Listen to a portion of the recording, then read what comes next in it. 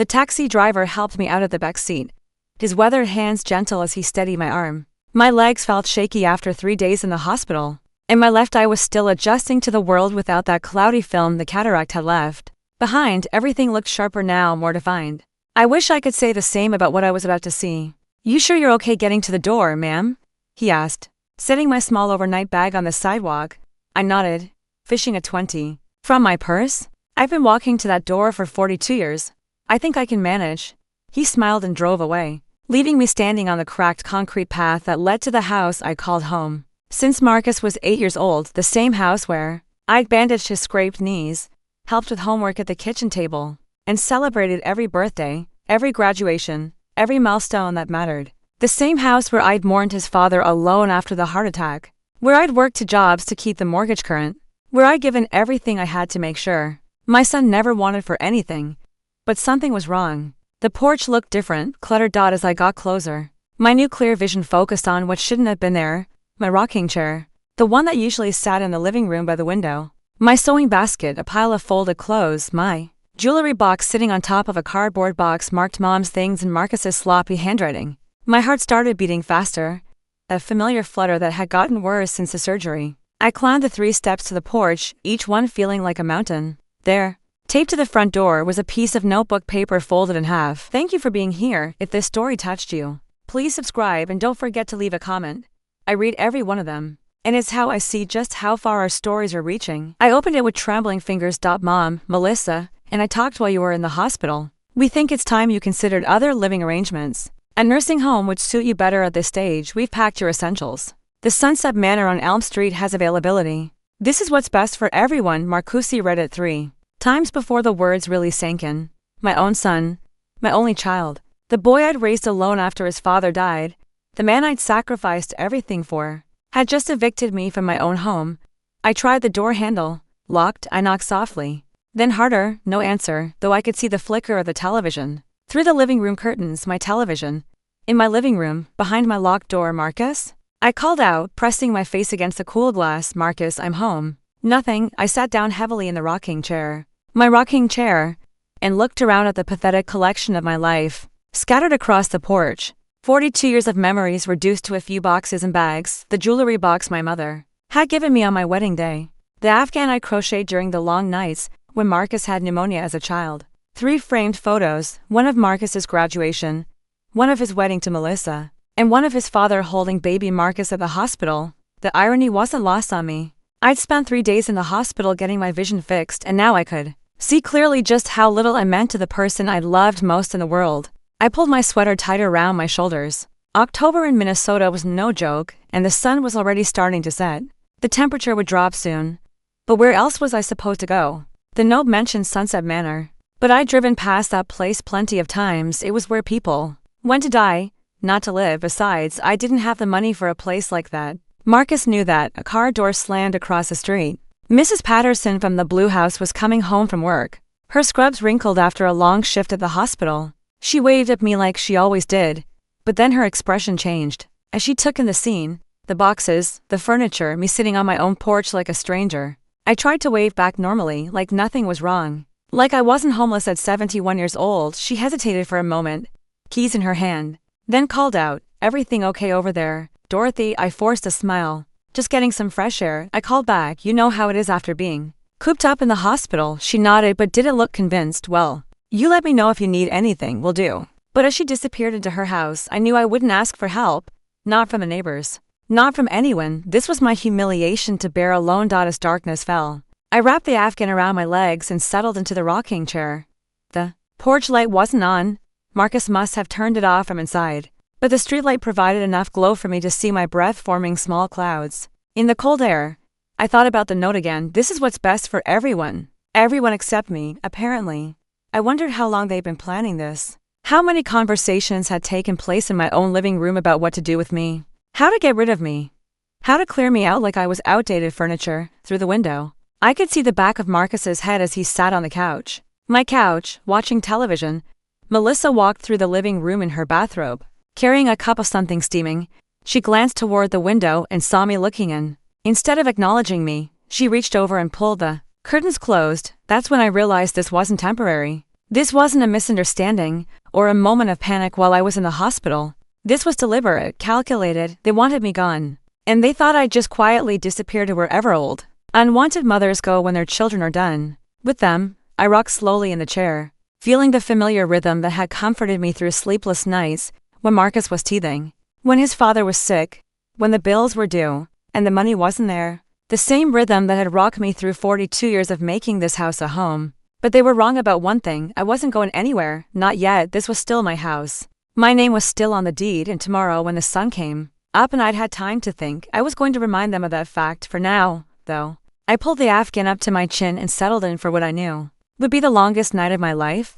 The streetlight cast long shadows across the porch, and I could hear the distant hum of traffic on the main road. Somewhere in the neighborhood, a dog barked once and then went quiet. The normal sounds of a Tuesday evening, except nothing about this was normal. I closed my eyes and tried to remember the last time Marcus had hugged me. Really hugged me, not just a quick, obligatory embrace at Christmas or his birthday. It had been months, maybe longer. When had I become such a burden that my own son couldn't stand to have me in the same house? I thought about the cataract surgery. How nervous I'd been. Marcus had driven me to the hospital that morning, but he'd seemed distracted, checking his phone while I filled out the paperwork. Melissa hadn't come at all. She claimed she had to work, but I saw her car in the driveway when the taxi dropped me off for my pre-op appointment. Had they planned this while I was under anesthesia? While I was lying vulnerable on that hospital bed, trusting them to take care of everything at home? The wind picked up, rustling the leaves that had started to fall from the big oak tree in the front yard, the same tree Marcus had climbed as a boy, the one where I'd hung a tire swing when he was 10. I'd pushed him on that swing for hours, his laughter filling the afternoon air. Now that little boy had grown into a man who could lock his own mother out of her home without a second thought. I pulled the Afghan tighter and tried to find a comfortable position in the rocking chair. It was going to be a long night, and I had a feeling it was just the beginning. But I was tougher than they thought. I'd survived losing my husband, raising a child alone, working 60-hour weeks to keep this house. I wasn't about to give up. Now, not when I still had cards to play that they didn't even know existed. I woke up to the sound of a garbage truck rumbling down Maple Street, its hydraulic whine cutting through the early morning quiet. My neck ached, something fierce from sleeping in the rocking chair, and my left hip had gone stiff in the cold. For a moment, I couldn't remember where I was. Then I saw the cardboard boxes beside me, and yesterday's nightmare came flooding back. The sun was just starting to peek over the Hendersons' roof across the street, casting long shadows across my makeshift campsite. My breath still formed little puffs in the air, but at least I could feel my fingers again. The Afghan had slipped down during the night, pulling around my ankles like a deflated parachute. I checked my watch, 6:30. Marcus would be getting up soon for his shift at the plant. He'd always been an early riser, even as a child. I used to make him pancakes every morning before school, cutting them into funny shapes with cookie cutters I'd bought at the dollar store. He'd eat them with his fingers, syrup sticky on his chin, talking a mile a minute about whatever cartoon he'd watched the night before. The front door opened with a creak that I'd been meaning to fix for months. Marcus stepped out, coffee mug in one hand, work boots in the other. He was wearing the blue flannel shirt I'd given him for his birthday, the one I'd spent weeks picking out, because I thought it brought out his eyes. He saw me sitting there and froze. For a moment, neither of us moved. I watched his face cycle through surprise, guilt, and then something harder, something that looked like annoyance. "Mom," he said finally, his voice flat, "you're still here. Where else would I be?" I kept my voice steady, though inside I was shaking. Not from the cold this time. He sat down on the porch steps to put on his boots, keeping his back to me. "I left you information about Sunset Manor. They have openings." "With what money, Marcus?" He yanked the laces tight. "They have programs, payment plans, I see." I rocked slowly, the chair creaking against the wooden slats. "And what about this house? What happens to it while I'm warehoused in a nursing home?" His shoulders tensed. We're not having this conversation on the porch. Then maybe we should have it inside in my living room." He stood up abruptly, coffee sloshing over the rim of his mug. "It's not that simple anymore, Mom." "What's not simple about it? I raised you in this house. I've been paying the mortgage on this house since before you could tie your shoes. The mortgage that's 2 months behind." The words hit me like a slap. I felt my cheeks burn, partly from embarrassment, partly from anger. "I've been in the hospital, Marcus. I missed work. But I'll catch up. I always do." He finally turned to look at me, and I barely recognized the expression on his face. It was the same look he'd given his vegetables as a child when I tried to make him eat them. Disgust mixed with resignation. You're 71 years old, Mom. You can't keep working. Double shifts at the diner. Look at you, you can barely get around without falling over. I had surgery 3 days ago. And what about next time? What happens when you fall and break a hip? What happens when you forget to turn off a stove or leave the front door open all night? I stared at him. Is that what you think of me? That? I'm some confused old woman who can't take care of herself. He looked away again. I think you need more help than I can give you. I never asked you for help. Well, maybe that's the problem. The screen door opened and Melissa appeared, wearing a silk robe I'd never seen before, probably bought with money they didn't have.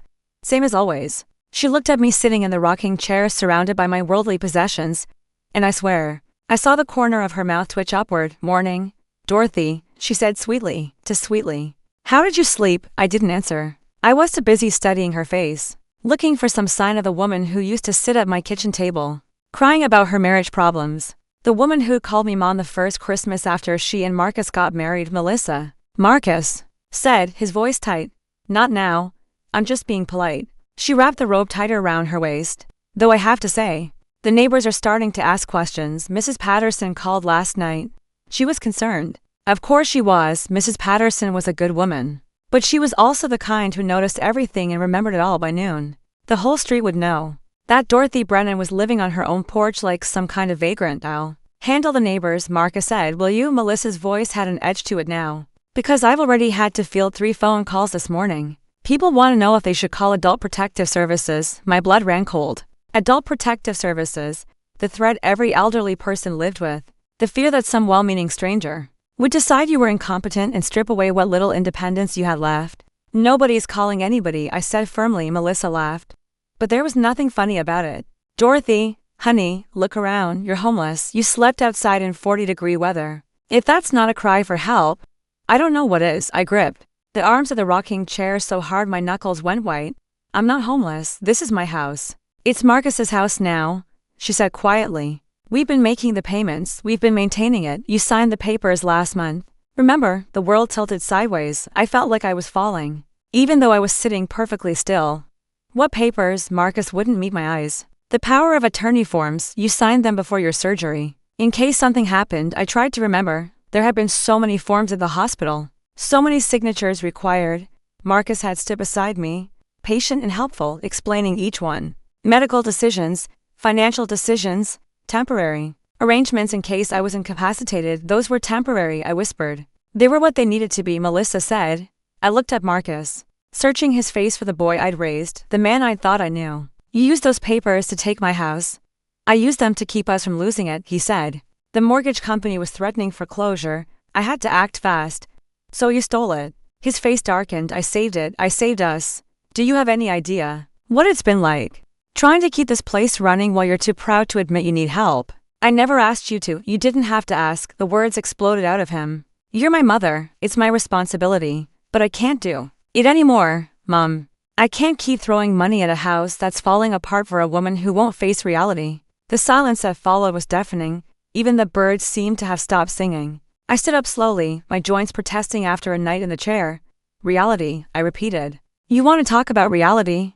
Reality is that this house is in my name.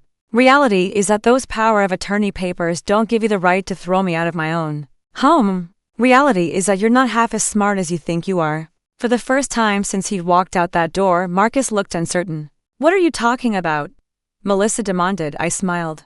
But it wasn't a nice smile.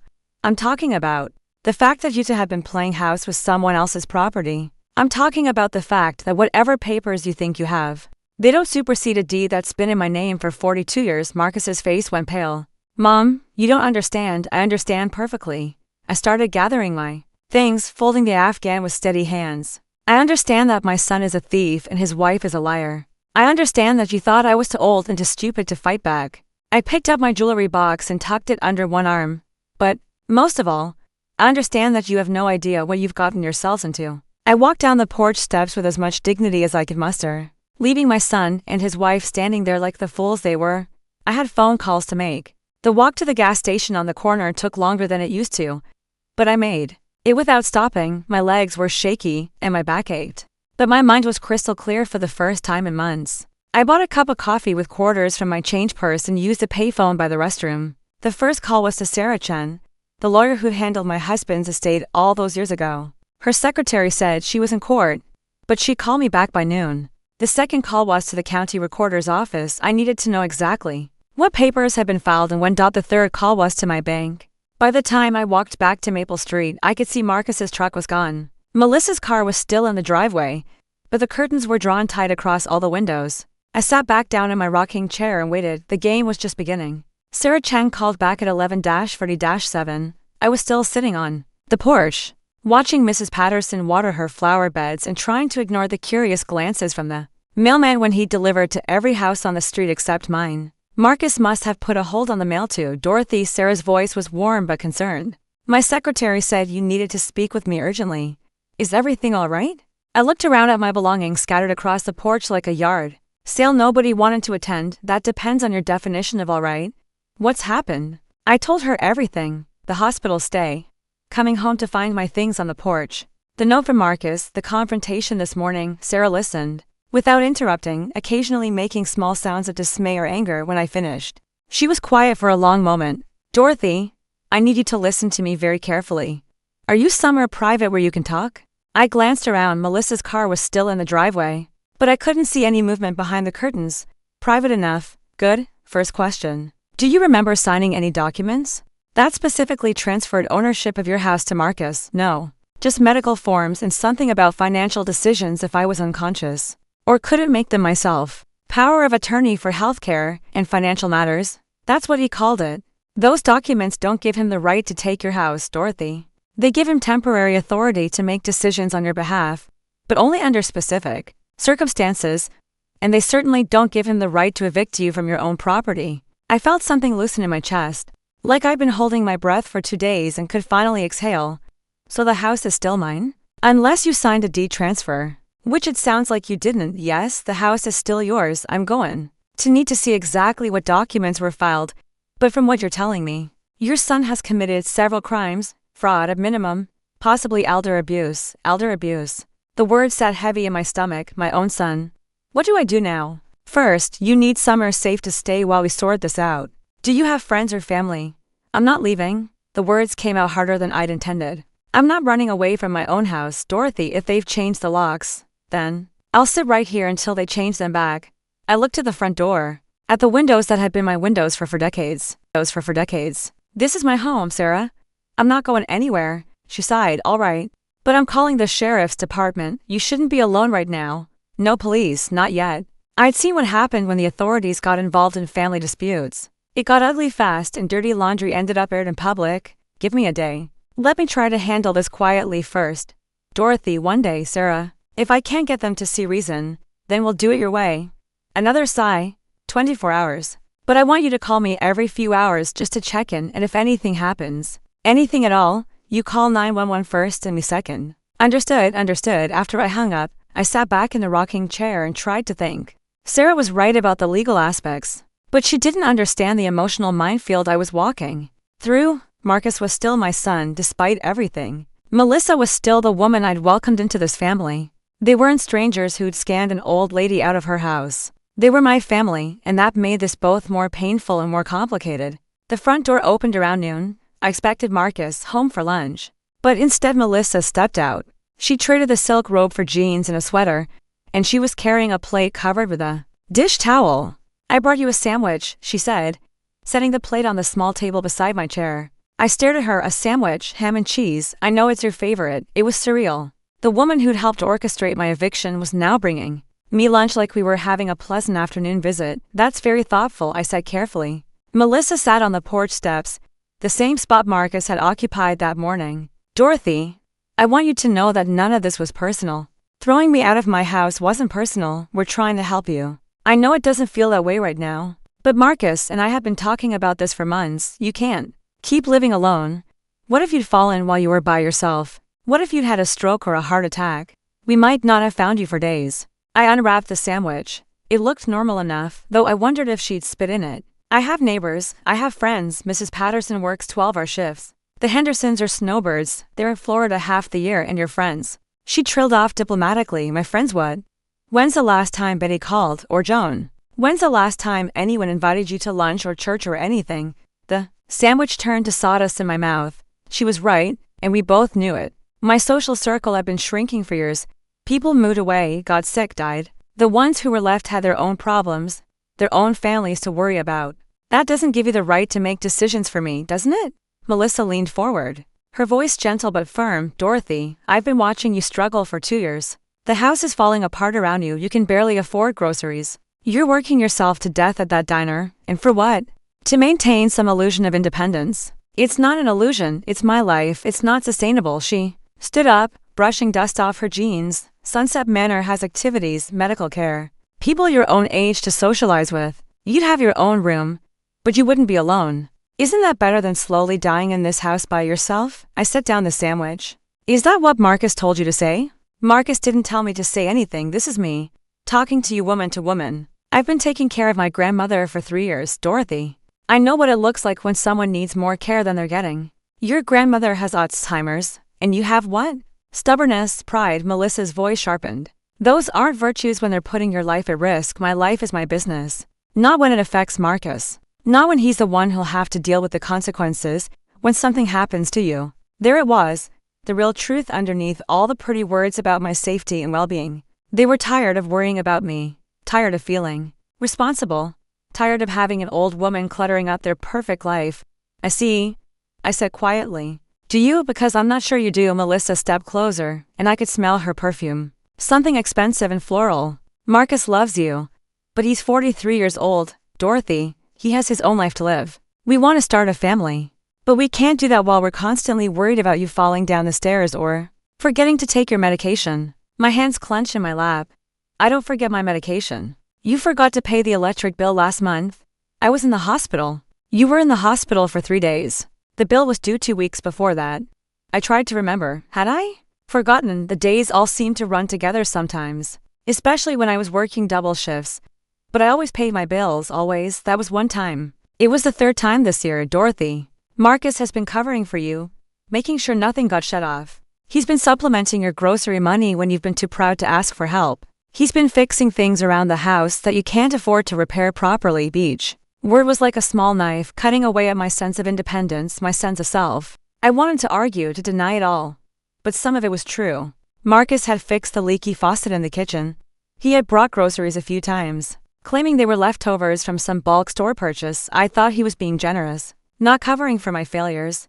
He never said anything because he didn't want to hurt your pride. But it's been killing him, Dorothy. Watching you struggle and not being able to help because you won't let him. I stared down at my hands. At the wedding ring I still wore even though my husband had been dead for over 20 years. The diamond was loose in its setting, threatening to fall out. Like everything else in my life, it was coming apart bit by bit.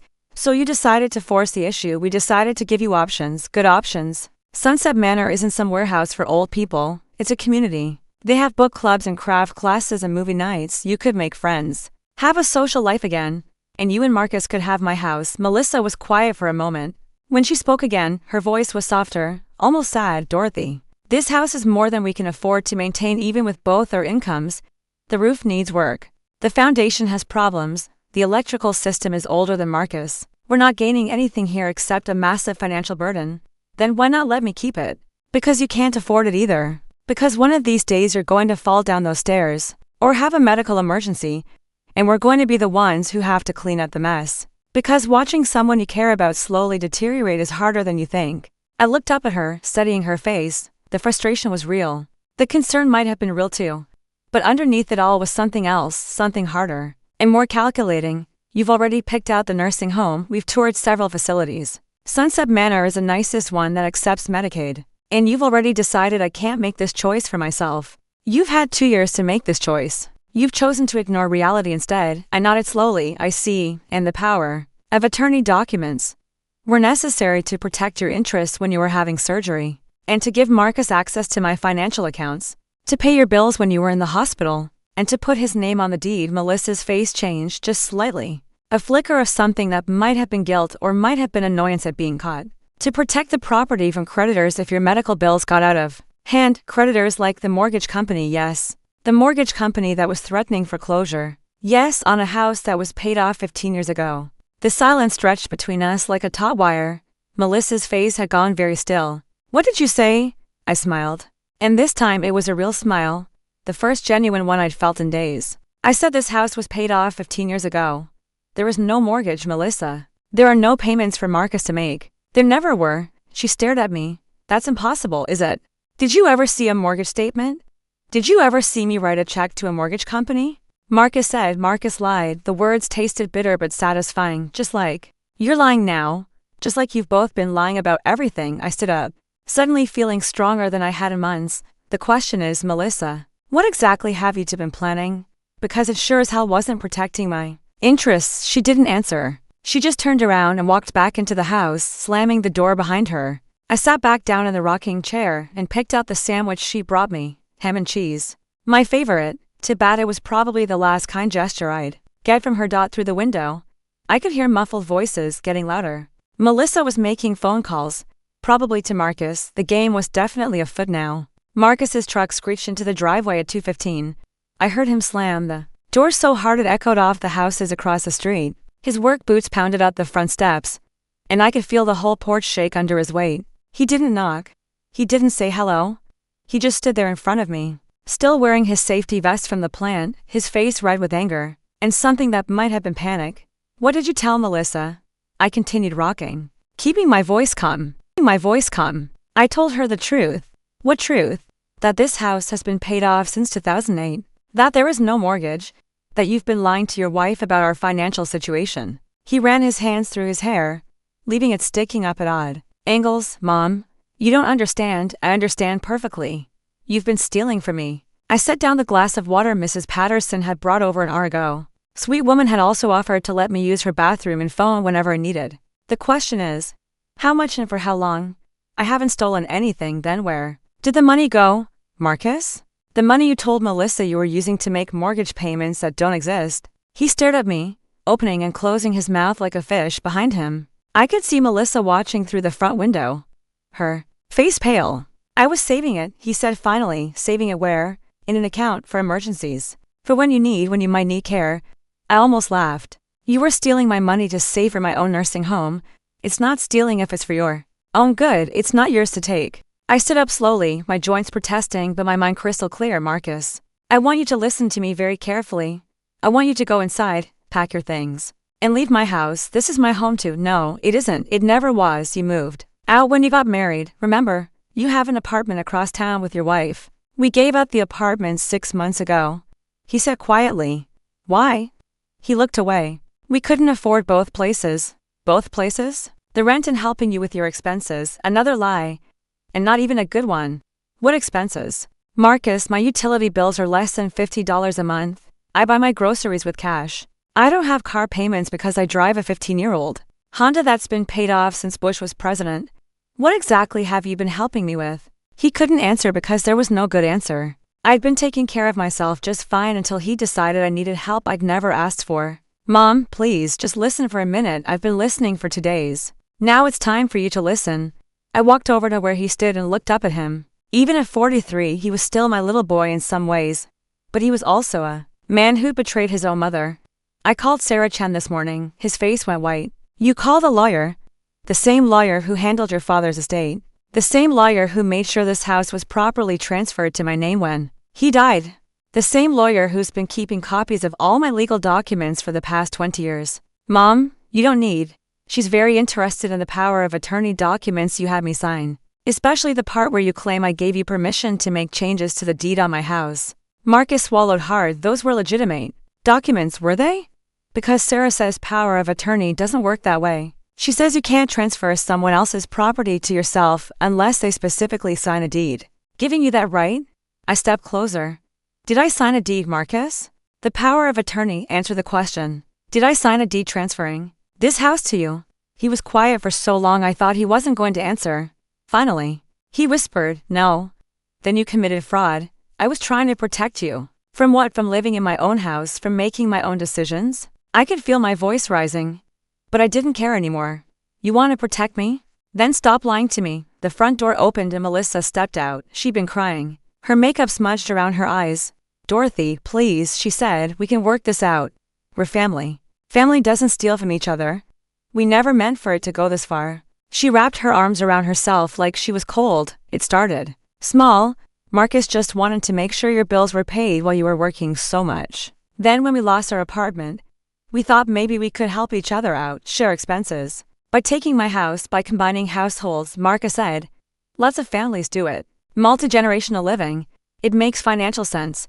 And you were going to ask my permission when? Neither of them answered. I walked back to my rocking chair and sat down. Here's what's going to happen. Sarah is filing papers tomorrow morning to revoke the fraudulent power of attorney documents. She's also filing a motion to have any property transfers reversed, Mom. I'm not finished, my voice was steel now. You have until Friday to move out of my house. That gives you 3 days to find somewhere else to live. We don't have anywhere to go, Melissa said.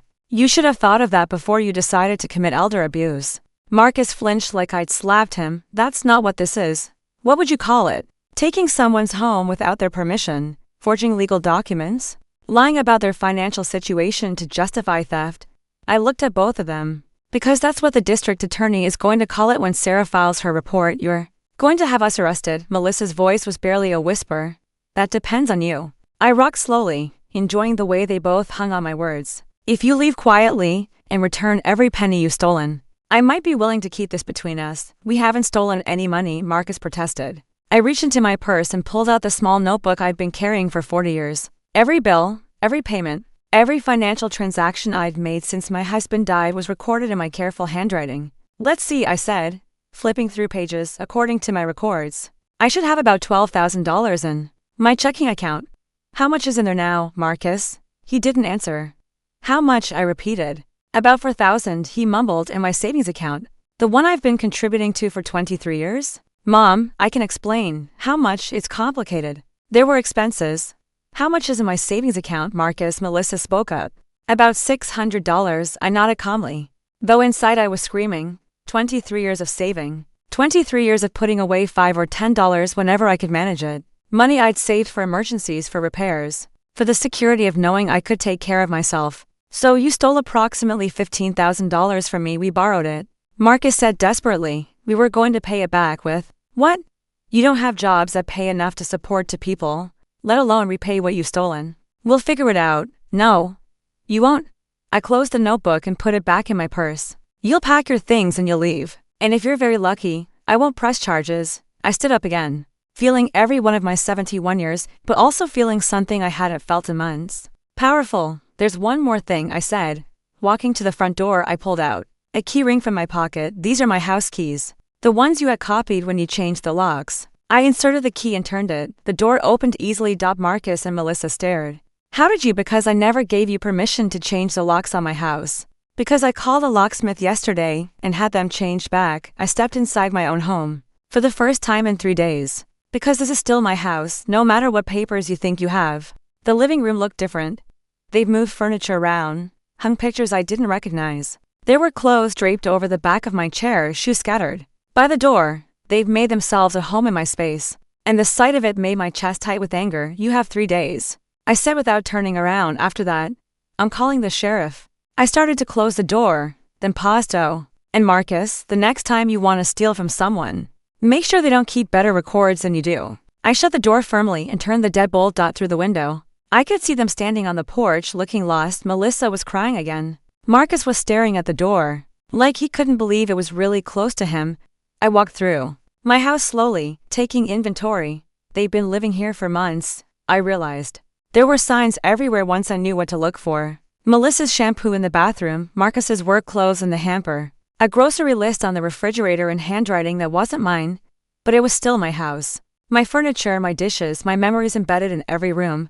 I made myself a cup of tea and sat at my kitchen table, the same table where I'd helped Marcus with his homework, where I'd pay bills and balance checkbooks for decades, where I cried when his father died and celebrated when Marcus graduated college. The phone rang. I let it ring 4 times before answering. Dorothy, it's Sarah.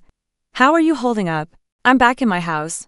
How did you manage that? I smiled, feeling genuinely happy for the first time in days. Turns out I'm not as helpless as they thought I was. And Marcus and Melissa, they have 3 days to move out.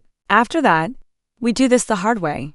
Do you think they'll go quietly? I looked out the kitchen window toward the front porch, where I could still see them talking in hushed, urgent voices. I think they're finally beginning to understand that they picked a wrong old lady to mess with. I slept in my own bed that night for the first time in 4 days. The sheets smelled like Melissa's perfume. And I found a pair of her earrings on my nightstand, but it was still my bed in my room. In my house, I stripped the bedding and put on fresh sheets from the linen closet. The ones with the tiny blue flowers that I bought on sale at JCPenney 3 years ago. The house felt different with them gone, but also familiar. Like putting on an old sweater that fits just right. I woke up Thursday morning to the sound of pounding on the front door, loud, insistent, angry pounding that shook the windows. I checked the clock, 6:30 in the morning. I put on my robe and slippers and walked to the front door. Without opening it, "Who is it?" "Mom, it's me, open the door." "Marcus," he sounded different. Desperate. "It's early, Marcus, I need to talk to you. We talked yesterday." "Please, Mom, just 5 minutes." Against my better judgment, I opened the door. Marcus stood on the porch in the same clothes he'd worn yesterday, like he'd slept in them. His hair was messy, his eyes bloodshot. Behind him, I could see Melissa, sitting in their car, staring straight ahead. "You look terrible," I said. "We spent the night in the car." He rubbed his face with both hands. "Mom, please. Can we come inside? We need to figure this out." "There's nothing to figure out. You have 2 more days to find somewhere else to live."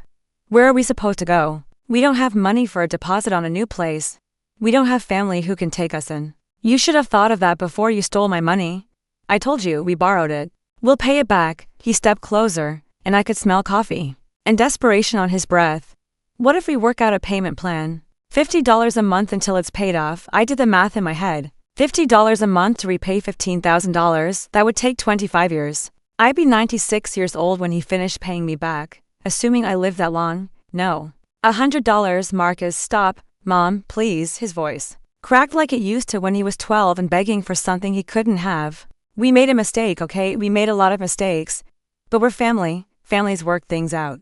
Families don't steal from each other. We were trying to help. You were helping yourselves to my money and my house." I started to close the door. "You have 46 hours. He put his hand against the door, stopping it from closing. "What if I go to the police first?" I stared at him. What if I tell them you're having memory problems, that you're confused about what papers you signed, that you gave me permission to handle your finances, and now you're trying to back out because you don't remember?" The words hit me like ice water. My own son was threatening to have me declared incompetent. "You wouldn't." "I don't want to." "But, Mom, we're desperate here. We have nowhere to go. Get your hand off my door. Just listen, get your hand off my door, or I'll call the police myself." He stepped back, but his eyes were wild. "You think you're so smart, don't you? You think you've got it all figured out. But what happens when I tell them about the time you left the stove on all night? What about when you got lost driving to the grocery store last month?" I felt a chill that had nothing to do with the morning air. "I wasn't lost, I took a different route." "That's not what you told me. You said you couldn't remember how to get home." Had I said that? I tried to remember the conversation, but it was fuzzy. I'd been tired that day, working a double shift. At the diner, maybe I had said something about being confused. "And what about your medication?" He continued. "How many times have I found you taking your blood pressure pills twice? Because you forgot you already took them." "That happened once." "It happened 3 times that I know of." "How many times did it happen when I wasn't there to stop you each?" Word was like a small knife cutting away at my confidence. Had I been taking my medication incorrectly? Had I been more confused than I realized? "You're lying." "Am I?" "We can call Dr. Peterson right now. Ask him about the conversation we had about your memory issues." My stomach dropped. "What conversation?" "The one where I told him I was worried about you living alone. The one where he said maybe it was time to consider assisted living." "He never said that to me. Because he didn't want to upset you. But he said it to me. Your own doctor thinks you need more care than you're getting." I gripped the doorframe, feeling suddenly unsteady. Was he telling the truth? Had Dr. Peterson really said that? "Mom?" Marcus's voice was gentler now, but there was still something calculating in his eyes. "I don't want to hurt you. But if you force me to choose between protecting you and protecting my marriage, I'm going to have to make some hard decisions. You're threatening me. I'm trying to save us all." He glanced back at the car where Melissa was waiting. "Look, what if we compromise? What if we all live here together? You get to stay in your house. We get a place to live. And I can keep an eye on you in case you need help. Like I needed help the other night when you locked me out." "That was a mistake. We panicked. We thought." He stopped himself. "You thought what?" "We thought you were getting worse. The confusion, the memory problems. We thought maybe you'd be better off somewhere with professional care. So you decided to force the issue. We decided to give you a push toward what was best for you." I looked at him, really looked at him. This was my son, the boy I'd raised. The man I'd loved unconditionally for 43 years. But standing there on my porch, threatening to have me declared incompetent if I didn't let him keep what he'd stolen. He looked like a stranger. "Get off my property," I said quietly. "Mom, get off my property, or I'm calling 911 right now." He stared at me for a long moment, then turned and walked back to the car. I watched through the window as he and Melissa had what looked like an intense conversation. Melissa was crying again, gesturing toward the house. Marcus was shaking his head, his jaw set in that stubborn way I recognized from his childhood. Finally, they drove away. I sat down at my kitchen table and put my head in my hands. Was he right? Was I more confused than I thought? I tried to remember the conversation with Dr. Peterson, but I couldn't place it. I tried to remember getting lost driving to the store, but that memory was hazy too. Maybe I was losing my mind. Maybe Marcus really was trying to help, and I was too proud or too stubborn to see it. The phone rang. I almost didn't answer it, but caller ID showed Sarah Chen's office number. "Dorothy?" I wanted to check in. "How are you doing?" "I don't know," I said honestly. "What's happened?" I told her about Marcus's visit, about his threats to have me declared incompetent. Sarah listened without interrupting, but I could hear her breathing getting faster. "Dorothy, listen to me. What Marcus is describing is called gaslighting. It's a form of psychological abuse where someone tries to make you question your own memory and judgment. But what if he's right? What if I am having memory problems? Are you?" I thought about it, really thought about it. "I don't think so. I remember conversations, appointments where I put things. I balance my checkbook to the penny every month. I've never missed a dose of medication that I know of." "Have you had any medical evaluations that suggest cognitive decline?" "No. Dr. Peterson has never mentioned anything like that to me." "Then I think you have your answer." "But Marcus said." "Marcus is lying, Dorothy. He's trying to make you doubt yourself so you'll give up fighting for your rights." Sarah's voice was firm. "This is a classic manipulation tactic. He's taking normal, everyday forgetfulness that everyone experiences and twisting it into evidence of incompetence." I felt something loosen in my chest. "You really think so?" "I know so.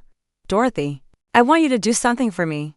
"I want you to call Dr. Peterson's office and ask for copies of all your medical records from the past year. If Marcus really had a conversation with your doctor about your mental capacity, there would be documentation." "Okay, and Dorothy, if Marcus tries to file any kind of competency petition, he'll need medical evidence. Without a doctor's evaluation showing cognitive decline, he doesn't have a case." After I hung up, I made the call to Dr. Peterson's office. The receptionist was helpful, and she agreed to send copies of my records.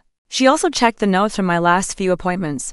"I don't see any documentation of concerns about your mental capacity," she said. "In fact, Dr. Peterson's notes from your last visit say you're doing very well for your age." "Sharp as a tack," he wrote. "Sharp as a tack. Not confused, not declining, not in need of assisted living." I felt anger building in my chest. Not just anger at Marcus for lying, but anger at myself for believing him, even for a moment, for letting him plant seeds of doubt about my own mind. I walked through the house, looking at everything with new eyes. Yes, I'd left a coffee cup in the bathroom sink last week. Yes, I'd occasionally forgotten where I put my car keys. Yes, I'd taken a different route to the store one day because construction had closed my usual street. Normal things that happen to people of all ages. But Marcus had collected these moments like evidence, twisted them into proof of incompetence, and used them to justify stealing my money and my home. The phone rang again. This time it was a number I didn't recognize. "Dorothy Brennan? This is Officer Martinez with the County Sheriff's Department. I understand you've been having some family issues." My blood went cold. "What kind of issues?" We received a call about a possible elder abuse situation. Someone reported that an elderly woman was being kept from her family against her will. Marcus, he'd actually done it. He called the police. "Officer Martinez," I said carefully. "I'm Dorothy Brennan, and I can assure you that I'm not being kept from anyone against my will." "Ma'am, we still need to do a welfare check, standard procedure." "I'll be there in about 20 minutes." After I hung up, I sat in my kitchen and waited. I wasn't worried anymore. I was angry. Marcus had just made the biggest mistake of his life. Officer Martinez was a woman about my age, with kind eyes and graying hair pulled back in a neat bun. She sat at my kitchen table with a cup of coffee I'd made, her notebook open in front of her, listening to my story with the patience of someone who'd heard plenty of family drama over the years. "So let me make sure I understand," she said, flipping back through her notes. "Your son used fraudulent power of attorney documents to access your bank accounts and attempted to transfer your house to his name without your knowledge or consent." "That's correct, And when you discovered this and asked him to leave, he threatened to have you declared mentally incompetent. Yes. And then he called us claiming you were being held against your will. I nodded, by myself. Apparently, Officer Martinez smiled slightly. Mrs. Brennan, in my experience, people who are actually suffering from dementia or other cognitive issues don't usually have the presence of mind to contact lawyers, change logs, and keep detailed financial records. She gestured to the stack of documents I'd shown her. Your paperwork is more organized than most people half your age. Thank you. However, I do need to ask you some standard questions for my report. What year is it? 2024. Who's the president? I told her. Can you count backward from 100 by sevens? I did, without hesitation. What did you have for breakfast this morning? Oatmeal with brown sugar and coffee, 2 cups, because I have a feeling I'm going to need the caffeine today.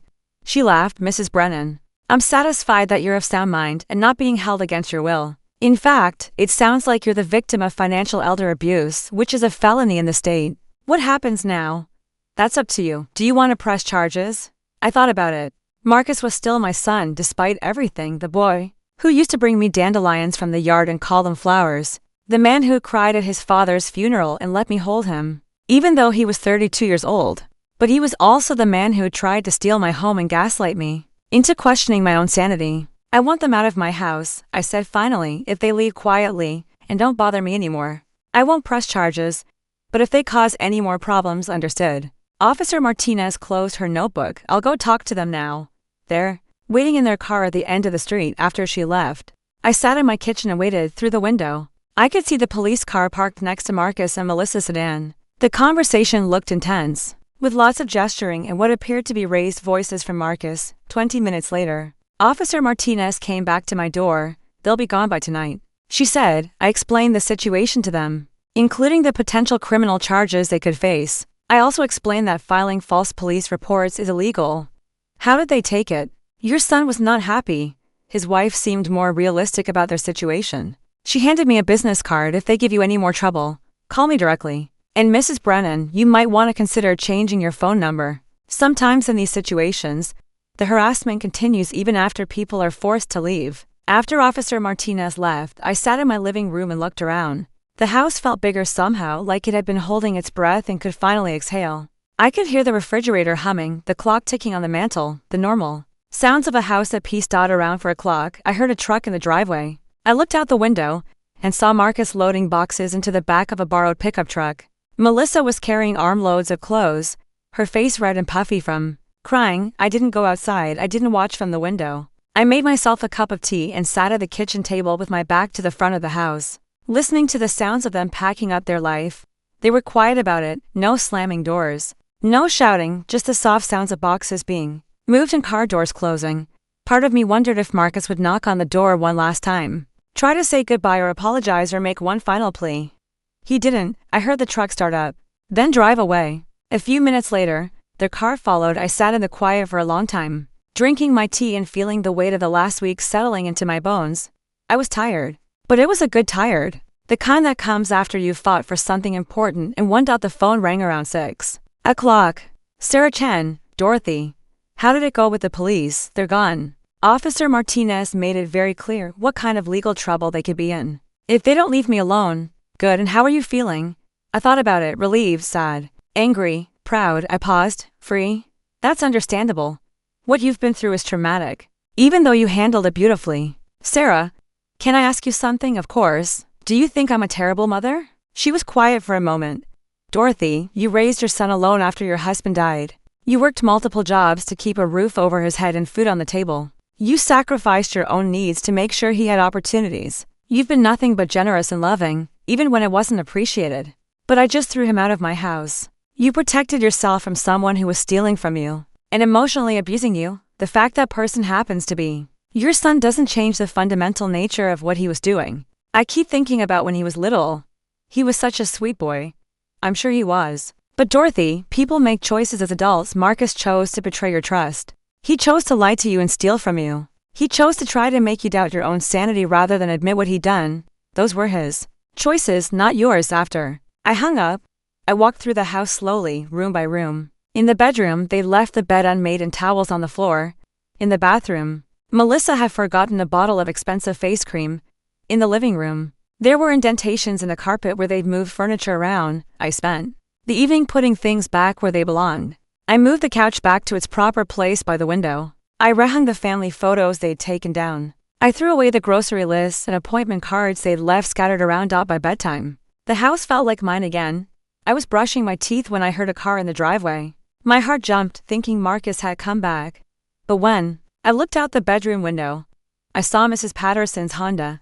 She knocked softly on the front door. "Dorothy, it's Nancy. I saw the police here earlier, and I wanted to make sure you were okay." I opened the door, grateful for the concerned face of a real friend. "I'm okay, Nancy." "Better than okay, actually. Was it Marcus?" I nodded. "It's a long story. I have time if you want to tell it." So I did. We sat in my kitchen, drinking tea and eating the cookies Nancy had brought over, and I told her everything. About the hospital, the porch, the stolen money, the threats. Nancy listened without judgment, occasionally making soft sounds of dismay or anger. "I always thought something was off about that situation," she said when I finished. "Living here, but claiming they were helping you pay bills. It never made sense. I should have seen it sooner. You trusted your son. That's not a character flaw, Dorothy. That's what mothers do." We talked until almost 10 o'clock.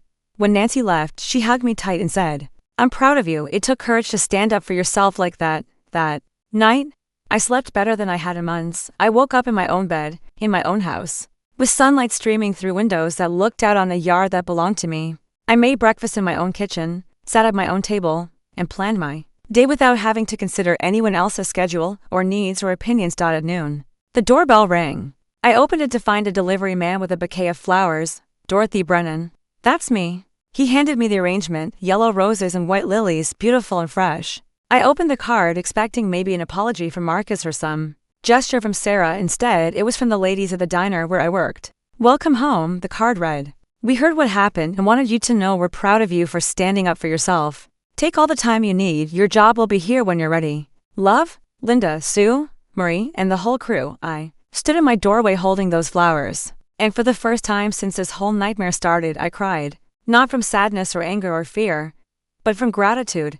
I had a home, I had friends, I had my independence and my dignity intact. I had one, that evening. I sat on my front porch in the rocking chair, the same chair where this whole ordeal had started.